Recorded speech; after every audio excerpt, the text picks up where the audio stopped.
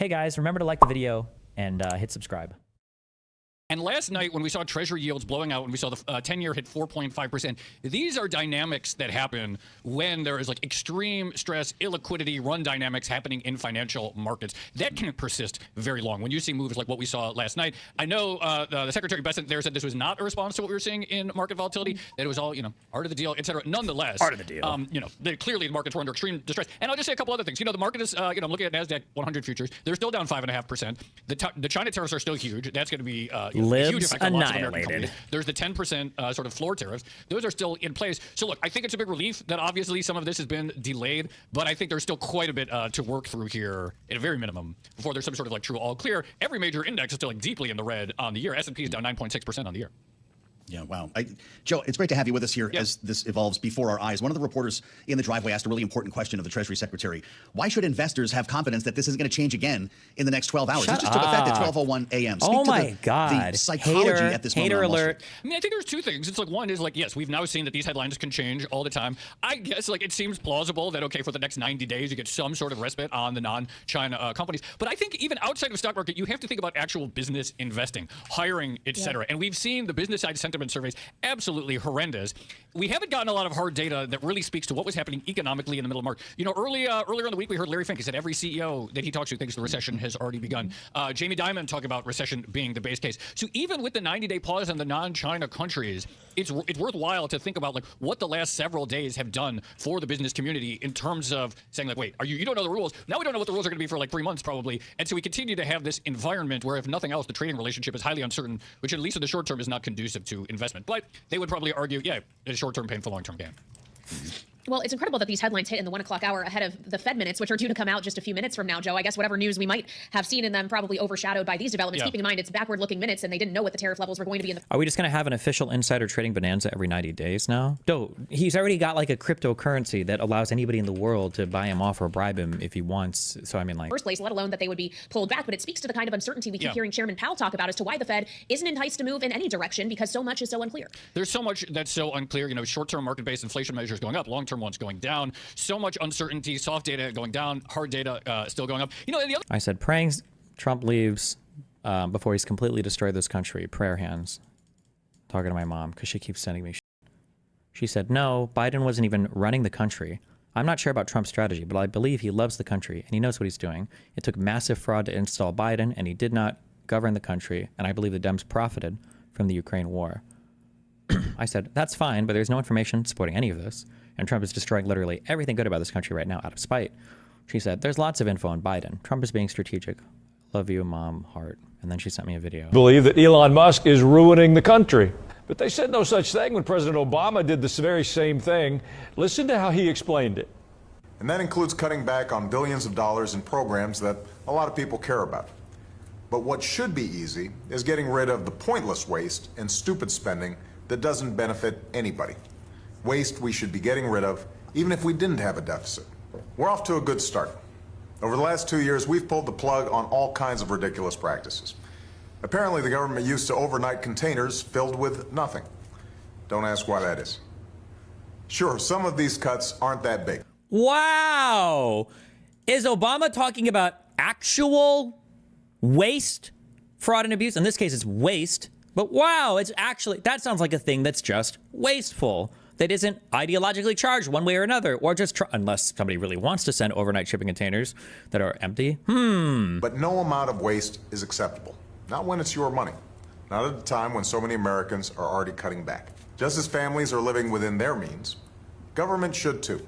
So we can invest in the things that we know will create good jobs and grow the economy. The Democrats would have... Okay. Another thing is, speaking of uncertainty, look, we all heard, the White House's presentation there about the art of the deal, and China has now been goaded to being revealed as the bad actor, et cetera. And okay, that's a fine story. However, last week at the Rose Garden, those reciprocal tariffs were very specifically presented in such a manner that every country that runs a bilateral trade surplus with us, which is almost every country, was per se engaged in bad acting. That this is that's the whole premise of reciprocity. And so, it's clearly not presented that China was anything particularly special last week. The story has evolved. It's so wild that thanks to the Supreme Court's immediate decision, Trump can technically get away with other nations paying him personally to remove tariffs via his crypto. You think he's going to try it? That's a good point, actually, because that would probably be, we would call that like a criminal action, maybe like a type of bribe. But I mean, it's directly within his powers to do this as an official action of the president. So, good point. Reciprocity. And so, it's clearly not presented that China was anything particularly special last week. The story has evolved. The story has evolved, whether it's negotiations versus non-negotiations, etc. So, again, I'm not surprised that there is this sort of massive, massive sigh of relief. We actually knew that there would be a massive sigh of relief on Monday when we got the fake headline about a 90-day pause. So we knew the market was looking for something like this. Thoughts on the retarded trend of posting people's Hinge messages on Twitter? I don't know why, but it's actually pissing me off so much, and I need to understand why. Who's posting them? Because depending on who's posting them, I can tell you exactly why. But I think there's still a lot of question marks about the sort of what any negotiations would look like and what kind of economic degradation we see in the meantime. I'd love to hear the Trump interview on Odd Lots, I have to say. We've one only got a day, minute left. one We day, want to clear out in time for Fed Minutes, Joe. But we heard the president said last night, this is a great time to buy. Said that this morning, in fact. Everything is going to work out well. Is there a world in which you're allowing him to eventually be correct? Yeah, of course. No, I hope so. Like, there's a few things. It's like, one is obviously you hope to have like a prosperous global economy, which would be fantastic. Do we care about that, prior to the though? Trump administration, there's been a lot of anxiety about the nature of both the U.S. and really everyone's reliance on China for domestic manufactured goods. Obviously, the Biden administration tried to affect change on that respect, at least with respect to sort of like cutting edge tech, like semiconductors, et cetera. There is a lot that could be better about the world. Again, when you look at how much the markets sell off, that's really indicative of like investors are much more pessimistic than they were about the state of the world than they were at the beginning of the year. But look, like I said, I understand, and I think it makes total sense why there's this Solo Beverly, thanks for the 5 memberships. massive sigh of relief happening in markets right now. What a great chance to spend some time sigh with of Joe relief. Rosenthal. Next Odd Lots ought to be all right. It's great to see you Thank you. at World Headquarters in New York. Haley, imagine. I think it's a sigh of relief, like that sigh of relief you have when you are, when you're like halfway through a roller coaster and you don't know if you've gone over the biggest one yet. It's like that right after you've gone over the top and you're like going forward. That kind of sigh of relief. Because we're not off yet, baby. Imagine what has taken place since we took air at 1 p.m. This has been a remarkable period of time. Well, and a remarkable rally we're seeing in the markets right now. Up nearly 10 percentage points on the NASDAQ 100. That index heading for its best day since March of 2020. Nearly 8% gain on the S&P. They're going to have more. I know you say to always hold out, but would now be a good time to start divesting from stocks. I don't know how to mentally equip you, okay, with this heuristic, because you either understand this or you don't, okay? If you think a thing, then everybody's probably thinking the thing, meaning everybody else is accounted for it in some way financially, so you're not going to have a leg up on anybody, if that makes sense.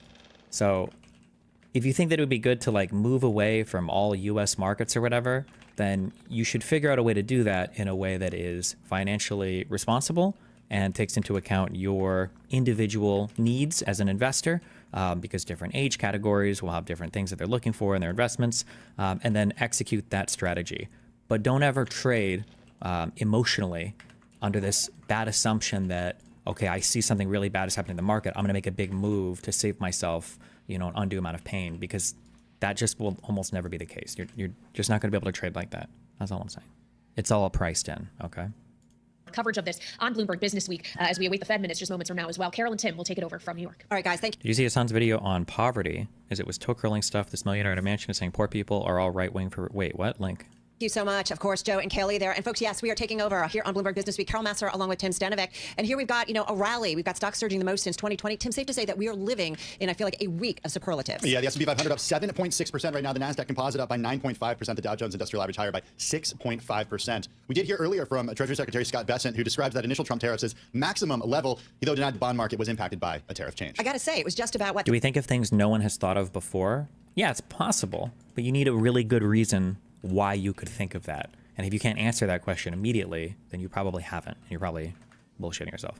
Initial Trump tariffs is maximum level. He, though, denied the bond market was impacted by a tariff change. I got to say, it was just about, 30 minutes ago, that kind of the game change, certainly on Wall Street, as the president announcing a 90-day tariff pause on non-retaliating countries. Right now, though, our focus goes to the latest Fed minutes, and we do have them crossing, so that means off to Mike McKee at the Federal Reserve. Mike. Well, facing an economy that was slowing but still growing with sticky inflation and a relatively solid labor market, it's no surprise that Fed officials spent most of their March 19th meeting discussing tariffs. Stagflation was on their mind with, quote, almost all participants viewing risks to inflation as tilted to the upside and risks to employment tilted to the downside. Several noted the planned tariff increases were larger than their business contacts had anticipated, and some companies were already reporting tariff... Can Destiny say 5 words without saying the word retarded? Yes. I fucked your mom last night. Retard. ...related price increases. Contacts also... Aren't you tired of Hassan's slop and then Asman's slop? We need new enemies. Despite me being banned from Twitch, they kind of inhabit like my space. Like I would say those are the two largest actors in my space. So I feel like I kind of need to keep tabs on it. I feel like it's good to know what's going on over there. Indicated a willingness to pass those price increases along to consumers. A couple of the participants noted it could be difficult to determine whether inflation was caused by persistent price rises or by tariffs. The labor market remained strong through the middle of March, but federal government layoffs had begun to affect employment at contractors, universities, hospitals, and other organizations. Many participants noted that business survey respondents to them reported pausing hiring. Has your ban appeal been rejected yet? No, but it's been like a month now, right? So I don't know what's going on with that. Because of elevated policy uncertainty. Everything considered, participants felt the net effect of government policy. I feel like it's hard to talk about myself because I understand I can always come off as me being biased with myself, but like I feel like from Twitch's perspective, I think it's a really hard like proposition to keep me banned. I don't understand why, unless it's like I can't think of a reason beyond. It's just very, very, very personal, which obviously just makes me sound ass pain. But like for a company that's like desperately looking for like viewership, right? That's not doing too well financially, and then that has unbanned people that have been so much more unhinged than me. I don't know. It just seems weird, but. Policies on the economic outlook was high, making it appropriate to take a cautious approach. And given the current state of policy and stance of policy, the Fed was well positioned, they said, to wait for more clarity on the outlook. Though some observed they might face difficult trade-offs if inflation proved to be more persistent while the outlook for growth and employment weakened. On the balance sheet, although Fed Governor Christopher Waller was the only one to vote against a slowing of the balance sheet runoff, the minute shows several participants said they did not see a compelling case for a slowdown. There's no indication whether the participants felt that this would be a permanent move or a temporary move. Guys? All right. On a normal, ordinary Fed minutes day, Mike, we would have some more for you, but we got to get back to the markets because we are seeing certainly a rally underway. Of course, our Mike McKee there at the Federal Reserve in Washington. Just a reminder, folks, we've got up a gain of about 395 points on the S&P 500, a gain of about 8%. We've got the NASDAQ 100 up almost 10%, up about 9.7%. Kill me, Roke on a tweet. Honestly, Sam Harris's criticism of Joe Rogan and Lex Friedman is the condescending attitude that lost Democrats the election. We should not be afraid to joust intellectually. We should be confident that our views will prevail in the messy marketplace of ideas and talk to almost anyone. One thing that I've been trying to do is, I mean, you've heard me talk about this a lot over the past year, is like updating when somebody says something, what are they actually saying? Right. So something I've said a lot before is people will complain about, say, economic anxiety, but they're not really complaining about that. There's something else happening either in their life personally or, you know, at large with respect to with respect to all of society that they're actually like tracking on or it can map onto these complaints. And to figure that out is a challenge. Right. Another thing I'm trying to keep in mind when I see things is sometimes I really got this idea from, I don't remember the words this guy used, but somebody sent me an email talking about how you can't do a univariable, like a single trait, and increase it or decrease it and expect to see the outcomes for a particular person strictly increase or strictly decrease. That some traits work really well in conjunction with each other, but two traits that are really good together on their own might be really bad. I don't know if I've talked about this specifically, but it's kind of funny. One thing that when I look at Nathan is very similar to me in a lot of ways. And to me, that's really worrying because there are some traits that I have that are not that great on their own, but like in conjunction with each other, I think they work really well. So I think I'm incredibly stubborn, but I think I'm pretty smart. So like there is a thing that I will bash my head against the wall for a long time until I figure it out. And I enjoy that process, but I'm like smart enough to kind of, you know, understand like, okay, well, maybe it's time to stop this or maybe this isn't working. If you had the stubbornness, but you didn't have, you know, the intelligence or the idea to understand like, okay, well, this isn't worth it anymore, then that stubbornness, instead of being an asset, instead of being viewed as being like tenacious or, you know, having a lot of perseverance, now you're just viewed as, you know, like bullheaded or, you know, just like you're wasting your time on something. I bring this up because so Ro kind of just talked about the condescending thing, and my immediate emotional pushback is, well, hold on. Conservatives are so condescending. Why are they allowed to be condescending and we're not allowed to be condescending? You've heard me say this a lot over the past several months. Like, conservatives can do this, but we can't do this. Why? And I think more and more, when I think about this, I think it's because they're just traits that run together really well. And if you separate them, they're bad. So being condescending, I think, is fine, but it has to come from a place of like almost like this earned righteous indignation where you're also willing to go to war for a particular thing.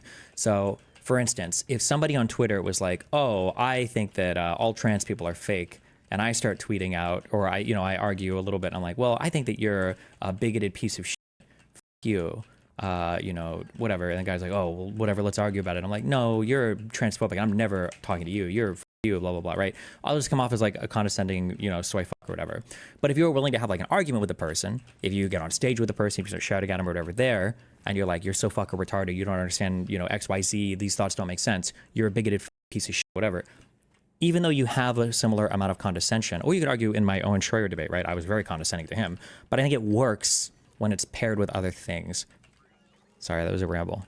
I'm just want to try to think of like traits that work or don't work for political messaging. Also, Ro Khanna is not somebody that you want to model your party after. Ro Khanna is very populist, so just be aware of that. He's a cool dude, I guess, like personally, or I guess like he's kind of, I don't actually know what I would even say positively on, but Ro Khanna is not the guy. Be careful for that.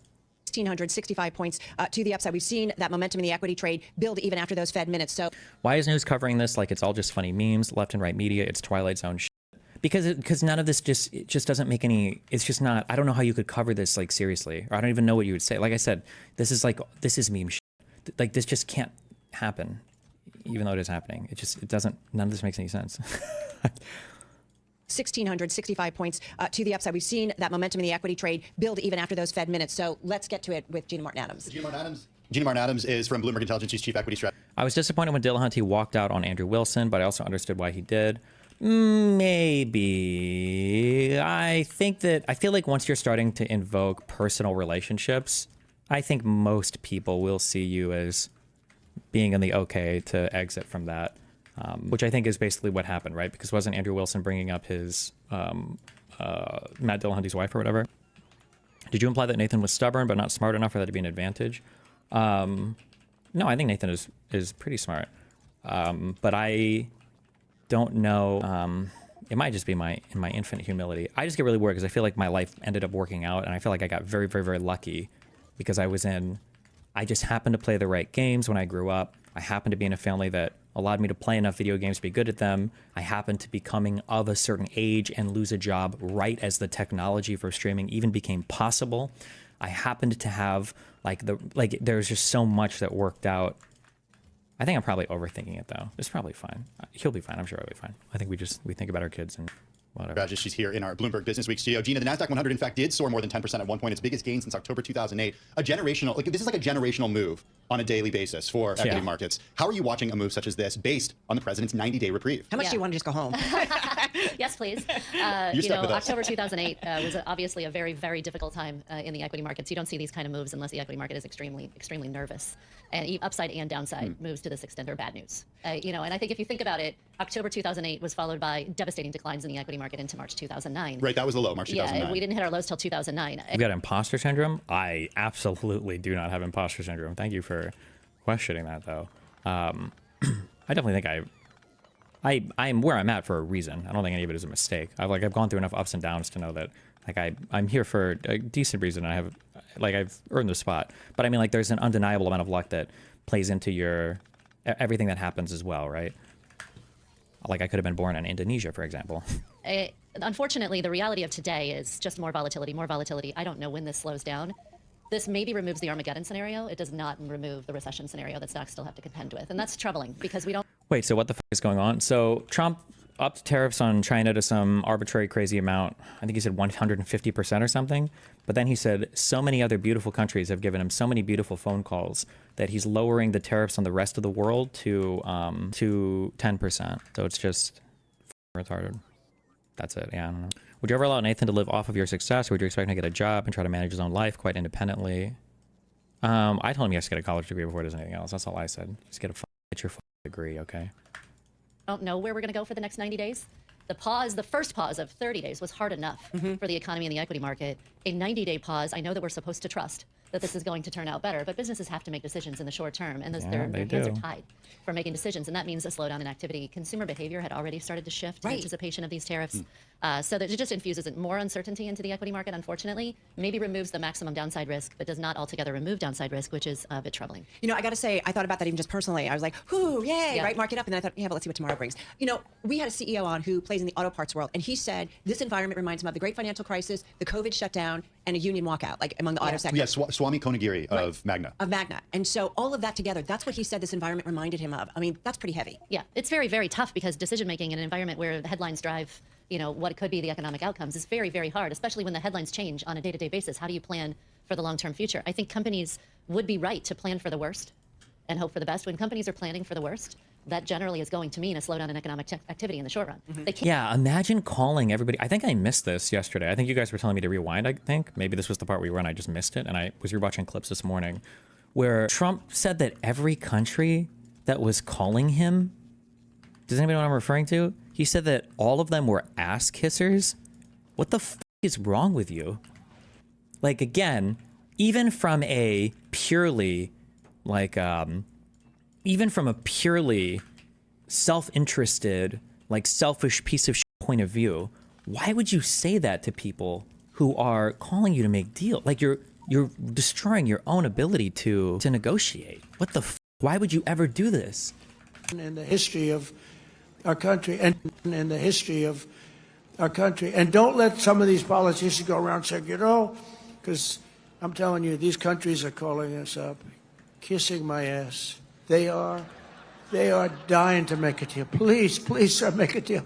I'll do anything. I'll do anything, sir.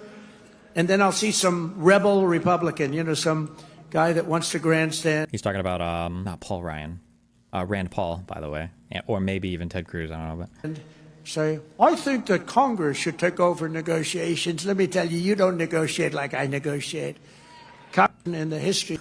Also, if we had a functional law system, okay, it's not even about that. The lawyer guy's gonna get mad at me in chat.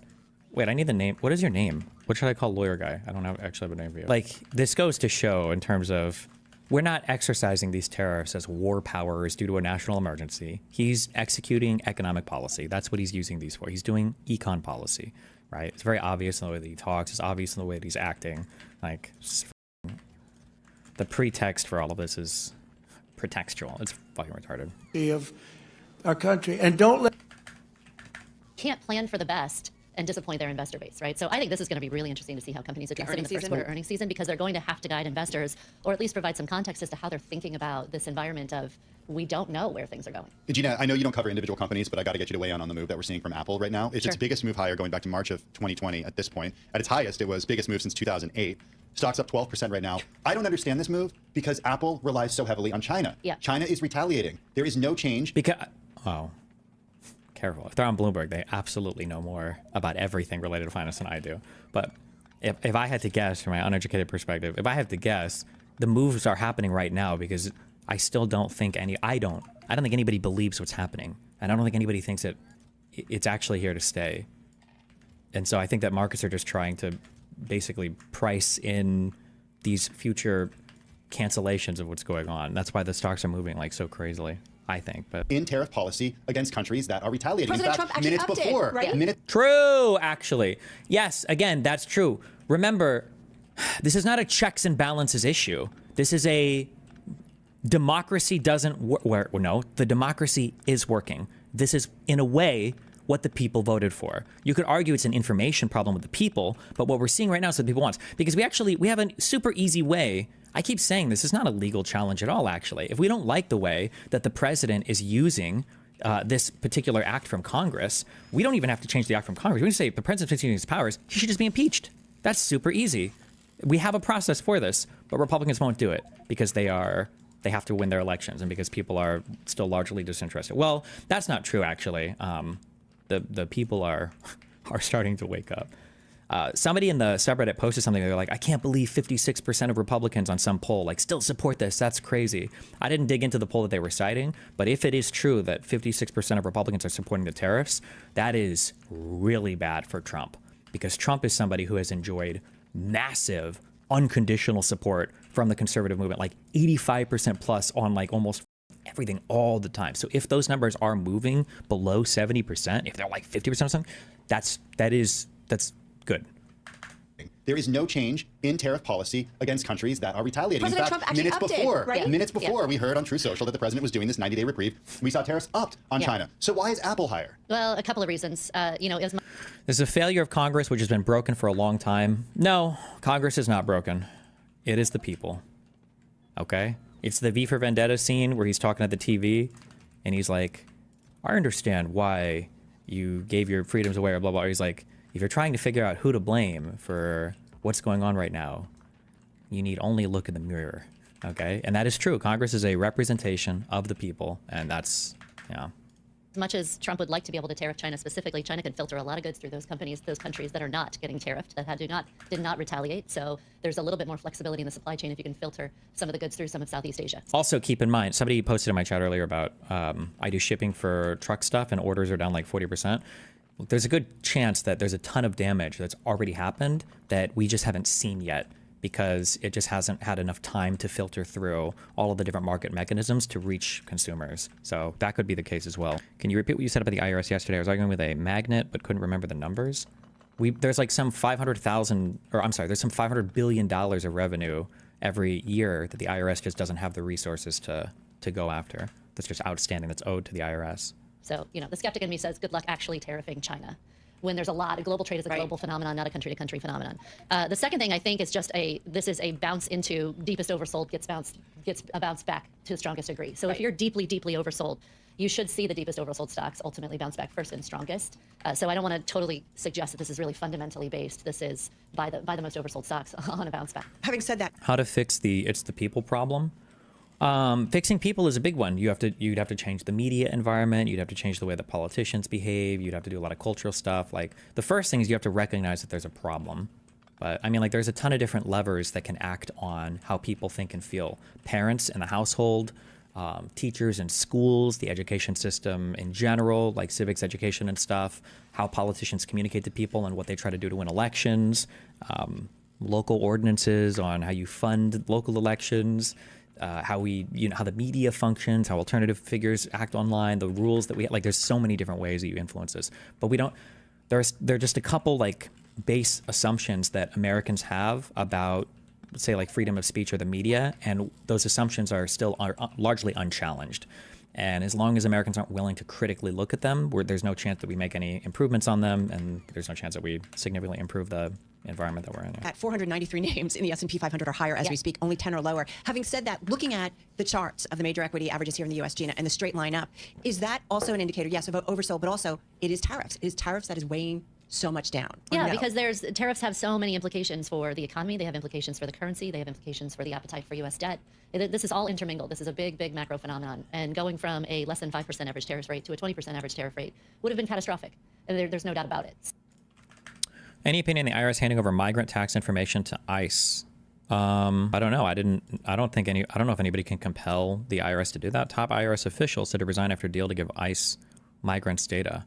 But I also don't know why they shouldn't have any migrant data, right? Because I thought illegals didn't pay taxes, or these immigrants were just stealing from us and didn't pay tax anyway. So why would the IRS have any of their information? No. So if we're anywhere less than 20%, there is at least, we're removing that downside tail risk that was really weighing on stocks. Is this actually going to emerge, this kind of tail risk? And so we've removed that to some degree with today's trade. I think one Destiny, non-troll answer. I had some Euro friends tell me the First Amendment caused this because it allowed mass disinformation to be spread, which is true. But surely getting rid of free speech rights has its own obvious path towards tyranny. The problem seems intractable. The problem is not intractable at all. The problem is that Americans think that freedom of speech is some binary thing, despite the fact that there are many forms of speech that are outlawed in the United States.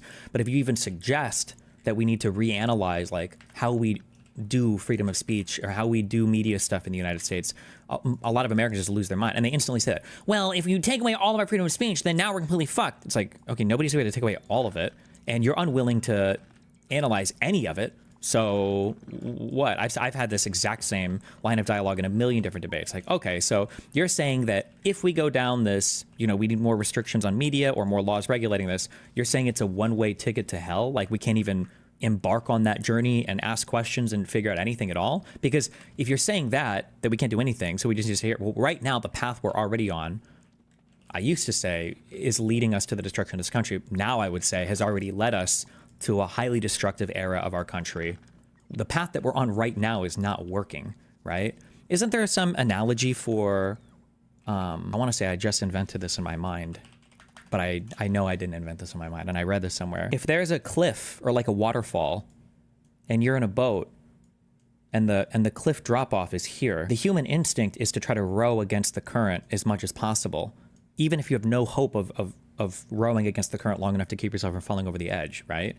What you have to do is you have to decide at some point to swim lateral or to row lateral to the current. And it's going to feel like you're moving backwards a lot, but it's the only way you actually get to shore, right? It's almost like, I don't even know if these are real, but I feel like I read so many warning signs about these growing up, riptides or whatever, that there can be small undercurrents that are pulling you back. And if you get caught in one of these at the beach, the temptation is to try to swim back to shore, but you'll never be able to outswim this riptide. You have to swim parallel to the shore. And then once you're away from it, then you can swim back in. And it's this issue of, if you tell people, okay, well, we need to go to the shore, they're like, oh, well, if you're saying that we need to go to the shore, we're just going to go off the cliff. We're just going to die because we're going to be pushed back even further. And it's like, okay, well, right now, that's the path that we're on. This isn't working. You can't just stifle any conversation where we consider any other possible alternatives because you're saying that it'll be disastrous, because it is disastrous right now. One thing that really had investors concerned and had executives concerned was that they didn't see an off-ramp to tariffs such as these. This was what the president wanted, and it's what the president talked about, and it's what he implemented. Does the pause just mean we're kicking the pain down the road 90 days? This is the concern. We don't know where we're going to be 90 days from now. Just like we didn't know where we were going to be 30 days from now, and the tariffs ended up getting imposed. Freedom of speech is unironically a brain virus. A lot of people don't understand that it's a set of laws and not some moral vector. You can say, well, you might not want lies spread about you with your address, and some people encourage to come to your house and kill you, but the response is usually, I actually want that, but the consequences should be against people actually doing the harm. It's mega retarded. Yeah, maybe. I think another issue, too, is I don't know where this happened or how this happened. One thing that I felt growing up, the most respect I had for adults was coming out of the womb, and then every subsequent year of engaging with adults in different forums just made me hate grown-ups. I remember when I started working at McDonald's, I was shocked. When I started working at the casino, I was even more shocked.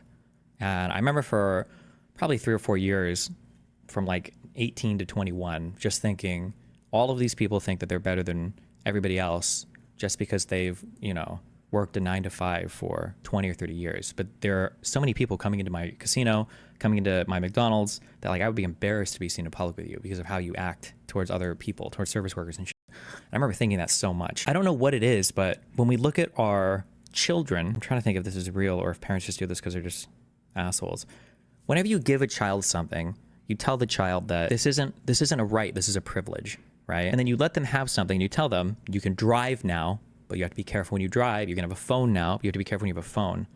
I wonder if the concept of rights needs to be eradicated from the American mind, and we should view all of them as privileges. Like freedom of speech is a privilege that comes from God, not government. You can say it doesn't have to come from government, but like the idea that you can have these things in an unchecked manner where you don't have to exercise any safety or caution around them at all is just so short-sighted and so stupid.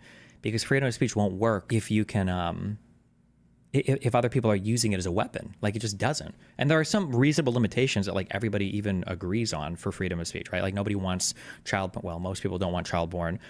Nobody likes spam. That's completely free speech though, right? Like if I were to say tomorrow, 4 million companies open up in the United States and we're able to flood every single mailbox, email inbox, Facebook messaging, Instagram messaging, every single thing with 1 million different spam messages, would you be okay with that? Everybody would say no. Well, why? That's freedom of speech.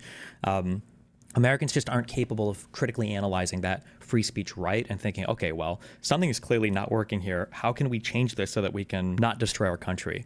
And another thing also that is so frustrating is what people don't understand is that when the freedom of speech is hijacked and abused by other people, okay, you're actually losing on your freedom of speech. You're losing on your ability to speak freely because now the environment is so flooded with so many bad actors. Like the whole point of freedom of speech is the idea that you should be able to voice, one of the big reasons is you should be able to voice discontent with the government. You should be able to say things and you should be able to criticize your government and not have any fear of government retribution. For instance, having a president writing executive orders at you to target your law firm because you were doing your job. Or for instance, working for a company that's now being sued by the president of the United States because you released a poll that he didn't like.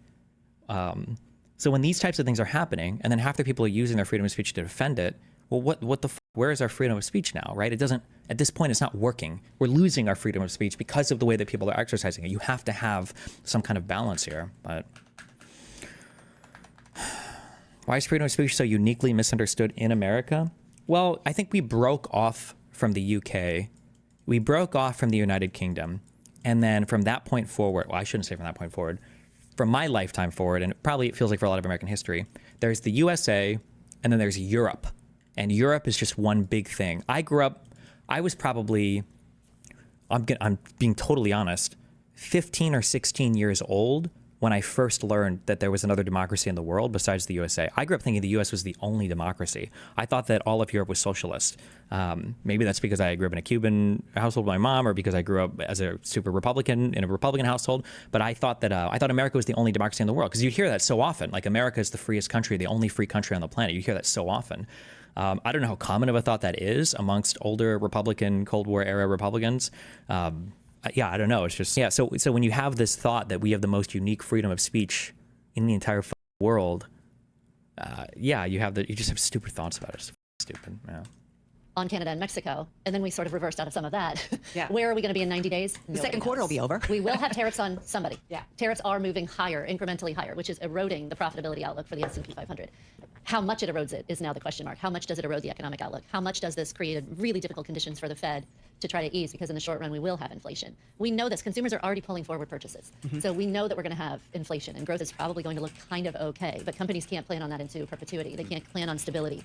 And until they can plan on stability, it is growth eroding.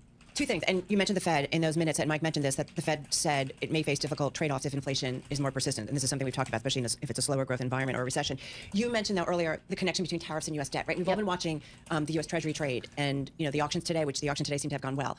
Explain that connection and why that's such an important one. Yeah, so companies that export a tremendous amount into the United States need some place to put the earnings from the exports. The countries that have tremendous exports, that ultimately drives demand for dollars in U.S. Treasuries.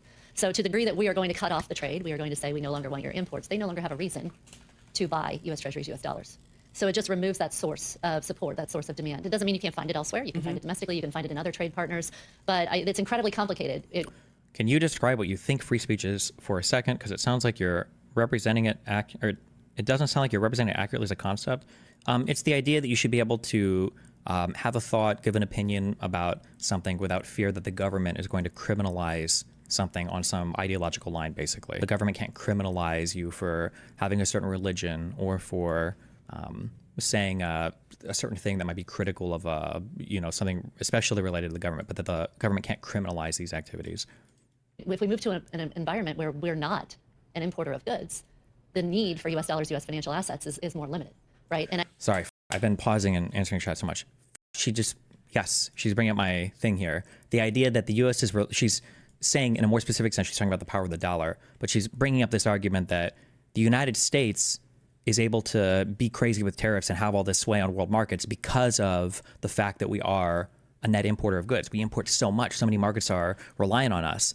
Trump is trying to say that everybody wants to make a deal with us because we're a net importer, but he wants to use that to destroy our net importing. So people aren't going to be as reliant on us. So the market that Trump is trying to sell, Trump is creating a new market, and he's trying to sell access to it by promising the old market. That doesn't work. It's retarded. Yeah. Dollars.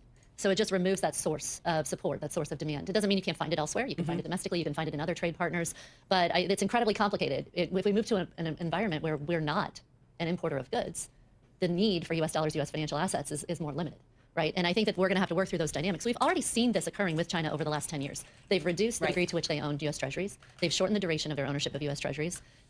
As they've pulled back from trading with the United States, China's dependence on the U.S. is much, much lower today than it was 10 years ago. They recognize that the U.S. is pushing back against them and has reacted accordingly. Actually, Destiny, in a debate with White Nervosa circa 2019-ish, you said that Americans have the God-given right to march up and down the street with flags if it's only speech. Has your opinion changed on that? No, my opinion has not changed. None of my criticisms of freedom of speech have had anything to do with hate or hateful ideology. My issue is, and I think I've been on this topic for like 4 or 5 years, for quite a while. My issue is people that lie and use their free speech to just tell lies. If 65% of America wanted to become Nazis and we started voting like that, then fine, then we're not country. But I don't want there to be a huge group of Americans that are persuaded by just open, blatant lies. Get through. What are the implications of that? Yeah, the implications are if we can't find another buyer, we can't find... Okay, that's perfect. So why do you keep bringing up examples like child porn and conflating that with European regs that criminalize opinion or offense? Or do you not think you're doing that? child porn is a type of expression. In your American brain, you're just thinking, well, child porn, hold on, that's something way different. That has nothing to do with freedom of speech, because in America, it's illegal. This is the problem with every single American that wants to criticize the freedom of speech in Europe, is you have these things in America that we all agree are illegal or should be illegal. I think largely child porn falls under a category of things I think we call obscenity, or it might be its own unique thing, but obscene things in the United States are not protected by the First Amendment. So you think, oh, well, we have all freedom of speech here. And someone goes, what about child porn?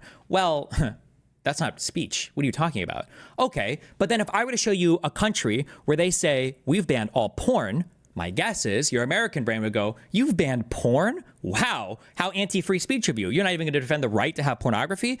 So for some reason in your brain, the things in America that we've outlawed, that are speech, that are forms of expression, that are creations of expressive things, the things that are illegal, you go, that's not freedom of speech. And then the things that are illegal, you go, are necessary elements of freedom of speech. And then if anybody has any different thought on it, you're like, they're anti-free speech because they don't have the exact same lines that we've drawn. It's so dumb. Sorry. I'm not saying that you believe all that necessarily, but I love you. Has reacted accordingly. Carry that through. What are the implications of that? Yeah, the implications are if we can't find another buyer, we can't find more demand for U.S. Treasuries, U.S. yields ultimately end up higher. U.S. borrowing costs are higher. The cost of, levering up to grow. Short, fat, Otaku. You didn't make me angry. I love you, buddy. Okay. How many people in MAGA do you think are actively lying, saying things in are false, frustrated, believing wrong and retarded stuff? For the content creator people, like 95% of them. The Dominion lawsuit from Fox, you know, right? Because you did your J6 video, right? The Dominion lawsuit from Fox showed that they were knowingly lying. Tim Pool's past statements on Ukraine when he was there on the ground shows that he is knowingly lying. All of the people copying the exact same talking points are knowingly lying. People like Jack Posobiec, who are paid Russian stooges, people like Tulsi Gabbard, these people are knowingly lying. In the U.S. is higher. The hope is that this doesn't happen. We can rebalance, right? We can also rebalance the U.S.